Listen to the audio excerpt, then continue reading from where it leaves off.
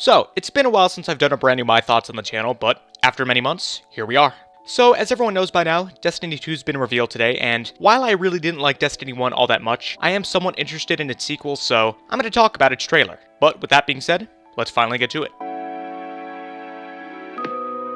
So while this trailer obviously doesn't reveal all that much considering it's just a cinematic, regardless, there are some things that we can talk about. For starters, as we can see, the trailer is currently following two different main characters, the first one being your typical commander character who's inspiring the crowd. Meanwhile, you have the secondary main character who I believe is Cade 6, correct me if I'm wrong? I stopped playing Destiny 1 a few weeks into its initial launch, so I'm not really sure of what they've added into the game since then aside from a few expansion packs, but from the research that I've done, which is just reading YouTube comments, I believe that he first appeared in the Taken King expansion pack and they've brought him back in the teaser and in this reveal trailer because of popular demand, and if that's the case then I can understand why, because from what I've seen of him, so far he seems to be a very likable and overall very enjoyable character. And if he turns out to be a recurring character in Destiny 2 itself, then that right there is probably going to fix a lot of the issues I had with Destiny 1. Lack of characters, lack of personality, lack of charm, and lack of an overall story. But if this type of character appears in the game, or if him himself once again appears in the game, that's going to add a lot to the game, and it's going to make it more likable and make it more memorable as a whole. And from what I've heard, apparently the game is actually going to have a story. So that right there is a huge improvement over Destiny 1, and it's going to make me care for the game a lot more than I initially did. Also, going by what Cade 6 says about loot at the end of the trailer, I'd assume that's hinting at a much greater emphasis on loot in this game over the first game. Now, unless this was fixed in the expansion packs for Destiny 1, another one of my biggest gripes in that game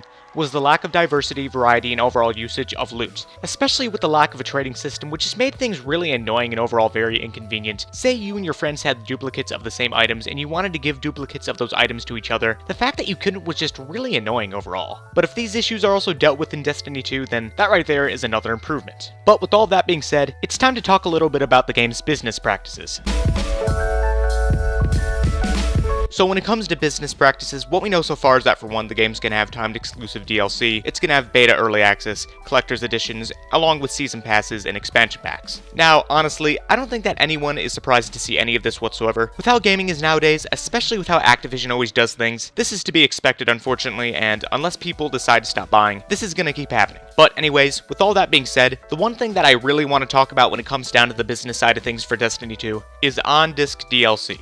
Now, for those that don't know, on-disc DLC is what happens when a developer or a publisher takes content already within the game, cuts it out from said game, and locks it behind a paywall so that you have to spend more in order to unlock the entire game overall. This is a tactic that's done to give off the illusion that the game's going to have more content after it launches, even though that content that's being sold as DLC was supposed to ship with the game at launch to begin with. Which means that in order to unlock the full game, you're going to have to spend more than $60. And the reason why I'm so worried about on-disc DLC in Destiny 2 is because this was one of the issues of the first game. It's one of the reasons as to why I stopped playing the game aside from the repetitive gameplay. And I don't want this to happen in Destiny 2, but knowing Activision and knowing how successful this business practice is, unfortunately it's going to happen again unless people decide to stop buying it. But knowing how loyal the Destiny fanbase is, I don't see that happening, unfortunately. And let's say that once May 18th does finally roll around, even if the gameplay for the game does look fantastic, regardless, because of Activision's shitty business practices, it makes me not want to come anywhere near the game, let alone buy it. And we haven't even seen anything of the game aside from a reveal trailer. And that's a shame because I want to buy Bungie's games again. I want to feel excited for their games again, but knowing how Activision fucks over all of their games in the long run, I just can't help but feel concerned. And I don't want to feel that way. And yes, I know, I'm judging the game before we've seen anything about it. You know, the old saying, don't judge a book by its cover, but knowing how Activision does things, I already know all of this is going to happen no matter what. And you can call me pessimistic all you want, but I'm just being as realistic as I can. And I don't want to feel this way. I want to be excited like a lot of the Destiny fans, but I just can't. And I'm sure that they're going to pull a lot of other shit with this game as well. I predict that we're going to see some sort of RNG loot system similar to supply drops in Call of Duty. I'm sure that there's also going to be dozens upon dozens of microtransactions that you can spend $3 to $4 on. And I'm sure that eventually down the road, they're going to release some sort of level up boost system that allows you to spend $15 to level up instantly to catch up with all the older players. I'm also sure that eventually down the road, they're going to release some sort of collector's edition that comes with the game and the DLC all for $60, which is going to defeat the purpose of spending over $100 on the game throughout its life cycle. And I'm sure that the cycle is going to repeat itself with future games in the series. And don't even get me started on the PC version of the game, which we can only hope is going to be somewhat decent. And yes, once again, I get it. I'm being overly negative, and I'm being overly critical, but I'm only doing that because I care.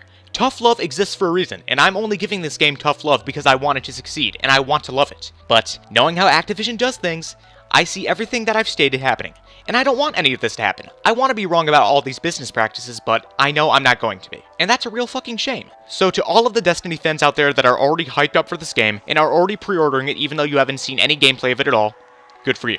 The fact that you can be excited for something that I can is good, so go ahead and pre-order it. It's your own money, you do what you want. But just know that just because it's your own decision, that doesn't make it a good decision either. Just because you want it to be good doesn't mean it's going to be good. And the more you hype it up, the less of a chance you're most likely going to enjoy it in the long run. But it's possible that you could hype this game up more than anything and still love it, but I'm just being honest here. And the reason why I'm even saying all of this isn't because I'm a hater, it's because I care. And from one gamer to another, I know what it's like to get hyped up for games. But, unfortunately, a few years back, I was finally at my wit's end with all the bullshit that happens within the gaming industry, and from that point onwards, from 2014 to now, I haven't pre-ordered any games, I haven't bought them on launch, I haven't bought any collector's editions, I haven't even thought about games releasing, and I've only been happier in the long run because of it. But that's just my take on all this. This is just how I feel personally, and at the end of the day, it's just my opinion. And if you want to disagree with what I'm saying, then go right ahead. You do what you want. Once again, it's your money. Just remember to always vote with your wallets, because at the end of the day, we are the ones who control what happens within the gaming industry. Not the corporations, we do. We buy something, it'll continue to be produced. We don't buy something, it'll eventually die off and go away. That's just how it works. No corporation controls your money, you control your money. So if you want to buy something, go ahead and buy it. You don't want to buy something? Don't. Once again, you control your money, no one else does. And this logic could be applied to any other form of entertainment currently. Just remember that everything I've told you is just purely my opinion and how I feel personally. If you don't want to agree with what I'm saying, then don't. You have your own mind, you control what you do, your money is your own. You do what you want. I have no control over you as a person, just remember what I'm saying because what I'm telling you may help you out a ton in the long run. But with that being said, that's all I had to say. I hope you enjoyed this video. If so, then make sure to like, comment, subscribe, and share on your favorite social media websites. Any support would be appreciated, and if you're on VidMe, then make sure to upvote, comment, and share as well.